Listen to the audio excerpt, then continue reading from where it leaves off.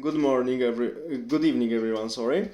Today on this video, as in every video on this channel, we will fight against the character of our world around us. And today, daily life, delivered interesting topic to me and to us to talk about. The topic is the Central Asia. Because the recent riots or unrest, one can say like this, unrest in Kazakhstan, tell us something, that this region is evolving. It was for many centuries under the occupation of the strong northern neighbor. Before, it was under the strong influence of Qing and Ming China. And previously, it was under the strong influence of Turkish, Mongol Khaganates, Turkey, Islamic Caliphate, and so on. And this is the region of great mosaic of people, currently and in the past, great mosaic of races, great mosaic of religions, also extinct religions like Manichaeism, which survived there down to 8th century AD. So in the territory of modern Uzbekistan, in some valleys. So these were the longest surviving Manichaean, one can also say, communities. So very interesting region, mosaic of peoples, mosaic of religions, mosaic of cultures, and when we have such issues all together, we have beautiful history to study. And the book I can recommend and not recommend, because today I will mention one book written in Polish by two Polish Orientalists, Bogdan and Maria Składanek. And why I mention this book, because there are many good books from Cambridge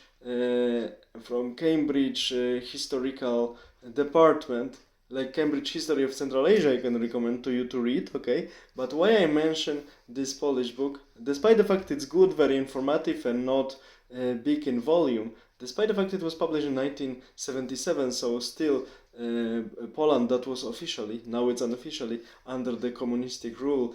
This book was published in 1977 AD, but it contains only traces of Marxist ideology and Marxist phrases. Luckily, authors didn't include many of these bubble into their work. They nicely presented from the very ancient times till 1970s the general history of Central Asia. And the important thing is that the title of this book by these two Polish Iranists is the translation into English of this title is Heart of Asia. So currently the Heart of Asia is getting some palpitations, and next days, weeks or months or years will show to us how big these palpitations will be. And we know that the countries in these regions are interconnected, and so if something happens in one country, something will happen also on smaller or on the larger scale in the neighboring country. And China and Russia, the two big brothers in quotation, of the Central Asia region, will not be only passive spectators of these events.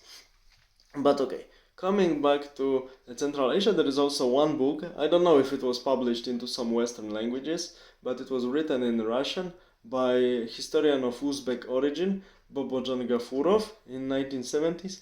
And the title of this book is The History of Nations of Central Asia.